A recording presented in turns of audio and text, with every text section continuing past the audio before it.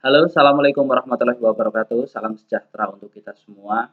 Saya di sini Hendy Widi Priyonggo dari Banyumas yang tergabung di kelas 16C.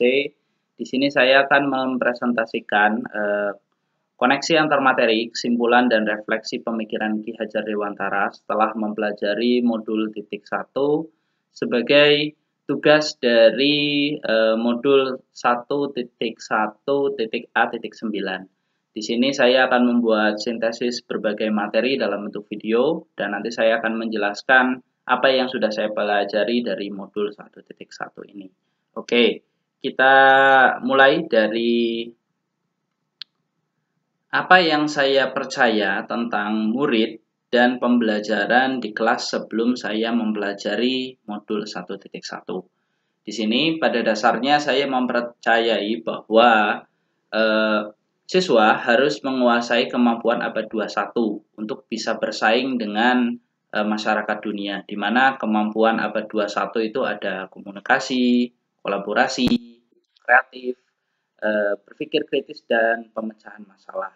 Di sini pada dasarnya saya berharap bahwa siswa itu mampu menyelesaikan masalah-masalah yang ada di lingkungannya pada zamannya nanti.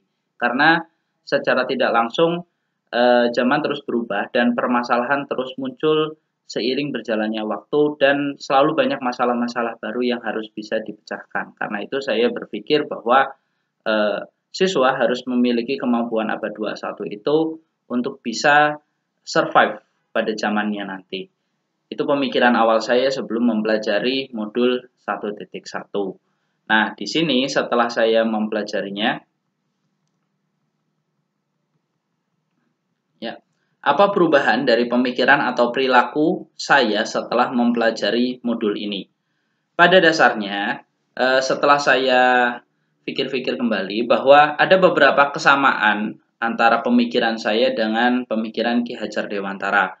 Di antaranya yang pertama adalah berpusat pada siswa. Jadi sejak awal saya memang sudah berpikir bahwa pembelajaran sebaiknya berpusat kepada siswa. Siswa harus aktif dalam belajar, siswa harus mau untuk belajar karena itu merupakan kebutuhan dari siswa itu sendiri. Jadi memang saya sejak awal tidak sepakat kalau pembelajaran itu guru sebagai pusatnya, tetapi harus siswa yang menjadi pusatnya.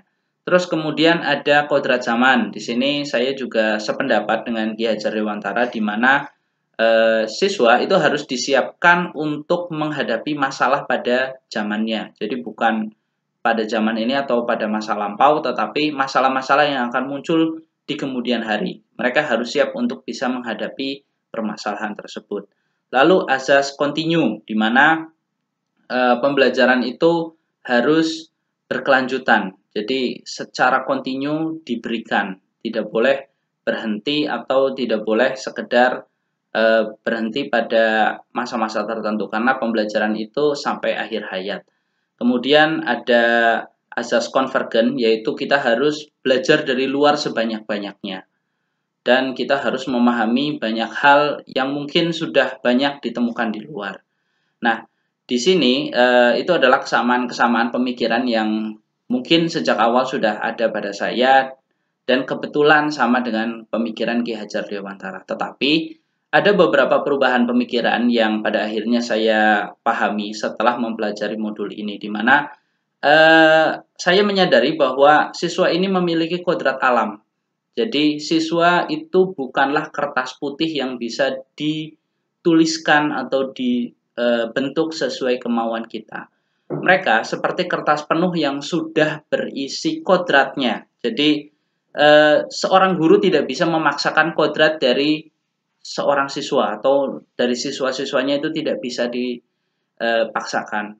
Guru harusnya adalah membimbing kodrat tersebut ke arah yang lebih baik. Karena kalau kodrat tersebut tidak dibimbing dengan baik, maka secara otomatis dia tidak akan berjalan atau dia tidak akan menuju hal yang positif. Tentunya itu tidak diinginkan. Jadi hal pertama yang saya sadari di sini adalah siswa memiliki kodrat alamnya masing-masing, dari mana dia berasal, terus dari mana keluarganya, itu benar-benar harus diperhatikan. Dan pada akhirnya harus membimbing sesuai dengan kodratnya. Jadi tidak boleh memaksakan siswa untuk sesuai dengan keinginan. Tujuan akhirnya mungkin sama seperti tadi konvergen, yaitu kodrat zaman, sesuai dengan kodrat zaman, yaitu harus bisa menyelesaikan masalah pada zamannya nanti, tetapi tidak boleh melupakan kodrat dari siswa tersebut. Jadi siswa yang memiliki sebuah kodrat tidak bisa diubah atau dipaksakan ke kodrat yang lain. Kemudian azas konsentris atau menuju budayanya sendiri. Ini juga saya pahami dari modul 1.1 di mana siswa pada akhirnya harus memiliki identitas. Jadi tidak boleh mengambil sebanyak-banyaknya dari luar dan meninggalkan budayanya sendiri. Di sini siswa harus belajar dari luar sebanyak-banyaknya, tetapi pembelajaran tersebut harus bisa membentuk budayanya sendiri sesuai dengan di mana dia berasal. Jadi bukan berarti saat siswa mempelajari sesuatu yang luas, kemudian dia melupakan dari mana dia berasal. Jadi azas konsentris adalah salah satu hal yang saya pelajari di modul 1.1 sehingga saya berpikiran bahwa siswa memang harus kembali ke budayanya sendiri pada akhirnya. Tidak boleh meniru kebudayaan atau memilih kebudayaan yang mungkin bukan budayanya.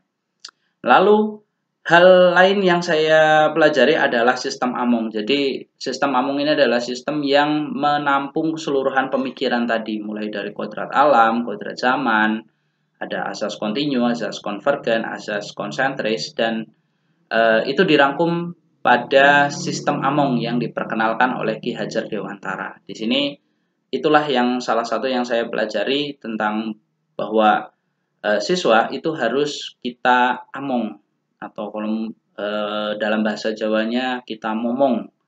Kita harus perhatikan sesuai dengan kebutuhannya agar mampu mencapai tujuan yang maksimal. Di sini tujuan akhirnya tentu saja adalah akhlak yang baik, karena pembelajaran yang menggunakan sistem Among pada akhirnya akan membentuk siswa yang memiliki akhlak yang baik. Oke, itu yang saya pelajari setelah mempelajari modul 1.1. Di sini, lalu apa yang bisa segera saya terapkan lebih baik agar kelas saya mencerminkan pemikiran Ki Hajar Dewantara? Di sini ada beberapa hal yang ingin saya coba, tetapi memang saya bagi dua. Di sini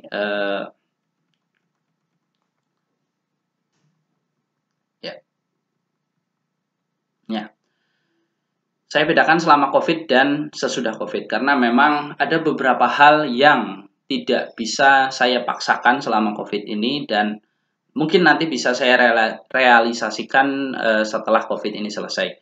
Selama COVID saya ingin memberikan kebebasan siswa dalam mengekspresikan hasil belajar. Mungkin ini salah satu yang mungkin bagi saya relevan untuk bisa diterapkan selama pelaksanaan COVID ini, di mana saya mengampu matematika, jadi saya ingin memberikan kebebasan siswa untuk mengekspresikan hasil belajar matematikanya.